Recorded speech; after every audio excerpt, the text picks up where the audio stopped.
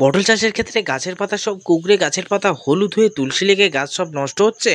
এ যেন এক কমন ব্যাপার হয়ে দাঁড়িয়েছে। তাই এই রোগের নতুন বিষ একটা আবিষ্কার হলো, যে বিষ আপনি যদি ব্যবহার করতে পারেন, আমি কথা দিচ্ছি খুব দ্রুত পাতা কুঁকড়ানো বন্ধ হয়ে গাছের পাতা হলুদ হওয়া কন্ট্রোল হয়ে আপনার গাছে কুইন্টাল কুইন্টাল একেবারে পটল হবে। তাই কোন বিষ চলে এই ভিডিওতে এক এক করে জেনে আসি।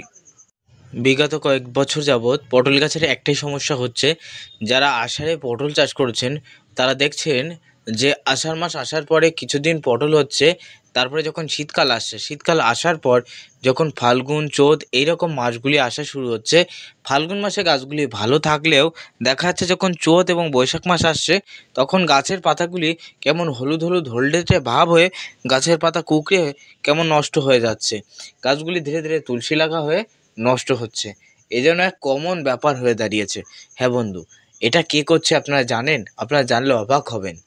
এক নম্বর বন্ধু, গাছের পাতাগুলি কুঁকড়ে সব নষ্ট করছে চেলা পোকা বা চষি পোকা বা থ্রিপস বা কিলবিলে পোকা, বা আপনি যে পোকাই বলেন না কেন, এক ধরনের ছোট ছোট ক্ষুদ্র ক্ষুদ্র পোকা যা রস শোষণ করে খায়। ঠিক আছে, সাদামাছির থেকেও খতরনাক পোকা।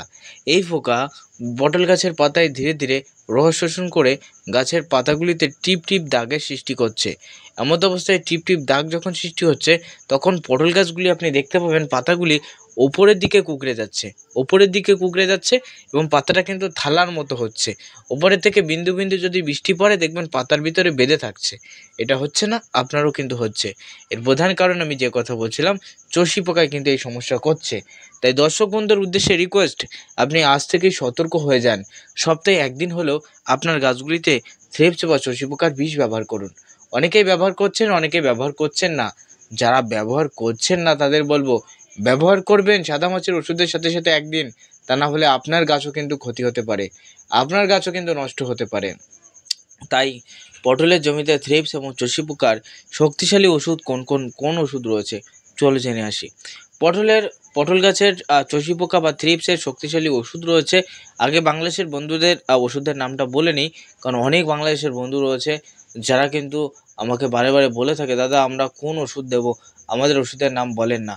হ্যাঁ, বা যারা বাংলাদেশের বন্ধু রয়েছেন তারা ব্যবহার করবেন চষি পোকার ক্ষেত্রে পটলের জমিতে অ্যাকামাইট। হ্যাঁ বন্ধু, অ্যাকামাইট ব্যবহার করবেন। এই অ্যাকামাইট ওষুধটা ব্যাপক হারে চষি পোকার ক্ষেত্রে কাজ করে থাকে, ব্যাপক হারে চষি পোকার ক্ষেত্রে কাজ করে। আর যারা আমার ইন্ডিয়ার দর্শক বন্ধু রয়েছেন, ইন্ডিয়া থেকে যারা ভিডিও দেখছেন, তাদের আমি বলবো পটল গাছের ক্ষেত্রে যদি সাদামাছি মারতে হয় তাহলে আপনি ব্যবহার করবেন সুপার মাইট। কী বললাম বন্ধু? সুপার মাইট, এটা ব্যবহার করতে হবে। এটা চষি পোকার ক্ষেত্রে ব্যাপক হারে কাজ করে। এছাড়াও আমরা পটল গাছের ক্ষেত্রে অল ক্লিয়ার ব্যবহার করে থাকি। হ্যাঁ বন্ধু, অল ক্লিয়ার কীটনাশকটি ব্যবহার করে থাকে। এর ভিতরে মিথোসিড, কুইসিড এবং আরও কয়েকটি উপাদান দিয়ে তৈরি করা, যা পটল গাছে আলাদা করে পটলের জমিতে লেদা পোকার ওষুধ ক্রয় করা লাগে না। তাই আপনি ক্রয় করে নেবেন আপনার নিজস্ব এলাকা থেকে। এই তিনটে, বাংলাদেশের জন্য একটা এবং আমাদের দেশের জন্য দুটি বিষের নাম জানিয়ে দিলাম। আর যারা এই জৈব বিষগুলি পাচ্ছেন না, এর ভিতরে রাসায়নিক বিষের নামও বলে দিয়েছি, যারা পাচ্ছেন না তাদের বলবো আপনি চলে যাবেন ইউপিএল কোম্পানি উলালা। হ্যাঁ বন্ধু, ইউপিএল কোম্পানি উলালা ব্যবহার করবেন। এই ইউপিএল কোম্পানি উলালা বর্তমানে কিছুদিন আগে কাজ করছিল না, কিন্তু এখন একটু ডোজ বেশি দিলে দেখা যাচ্ছে ইউপিএল কোম্পানি উলালায় ব্যাপক কাজ করছে। সাদামাছি, চষি পোকা এর মতো পোকাগুলি মরে একেবারে সাফ হয়ে যাচ্ছে। তাই আপনাকে আমি রিকমেন্ড করব, খুব দ্রুত বাজার থেকে পটলের জমিগুলির ক্ষেত্রে এই চষি পোকার বীজগুলো ব্যবহার করুন।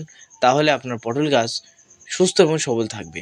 অবশ্যই সপ্তাহে একদিন করে ব্যবহার করবেন, বেশি দিন আপনাকে ব্যবহার করতে হবে না। যাদের গাছগুলিতে অতিরিক্ত কুঁকড়ে যাচ্ছে তারা কিন্তু সপ্তাহে 2 দিন ব্যবহার করবেন এবং গাছে একটু চ্যালামিন এবং ডাইথেন পাউডার ব্যবহার করবেন। হ্যাঁ বন্ধু, একটু চ্যালামিন এবং ডাইথেন পাউডার ব্যবহার করবেন। ঠিক আছে, আমি চ্যালামিন ডাইথেন পাউডারের ছবি দিলাম না, অনেক ভিডিওতে দিয়েছি, আপনারা দেখে নেবেন।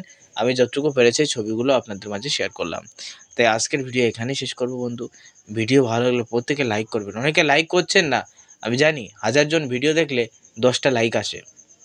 তাই তোমাদের বলবো 1000 জন ভিডিও দেখলে অন্তত পক্ষে মিনিমাম 100টা তো লাইক আসবে। তাই আমি তোমাদের কাছে একটাই রিকোয়েস্ট করব, একটাই আবেদন করব, শেষে ভিডিওতে একটা লাইক দেবে আজকে লাইকের সংখ্যা অন্ততপক্ষে 100টি পূর্ণ করতে হবে। যদি 100টি পূর্ণ আসে তাহলে অবশ্যই তোমাদের জন্য থাকবে গিফট। হ্যাঁ বন্ধু, আমি চাষিদের ঘরে ঘরে বীজ পাঠাই। আমি কথা দিচ্ছি, এই ভিডিওতে 100টার ওপরে যদি লাইক আসে, আমি একটা শসার বীজ 360 টাকা দামের একটা শসার বীজ তোমার ঘরে পাঠিয়ে দেবো। অবশ্যই লাইক করে কমেন্টে তোমার ঠিকানাটা অবশ্যই লিখে যাবে। অবশ্যই ঠিকানাটা পুরো লিখতে হবে না, শুধু তোমার নামটা লিখে দেবে এবং পরবর্তীতে কিন্তু আমি তোমার সাথে কন্ট্যাক্ট করে তোমার মোবাইল নাম্বার নিয়ে আমি পার্সেল পাঠিয়ে দেবো। তাই অবশ্যই কমেন্টে তোমার নাম এবং তোমার কোথায় বাড়ি সেই জায়গাটা লিখবে। তারপরে আমি আমার সিলেক্ট করে যেটা চ্যালেঞ্জে আসবে এবং তাকে কিন্তু অবশ্যই বীজ পাঠিয়ে দেবো। তাই অবশ্যই লাইক করে সাথে থেকো।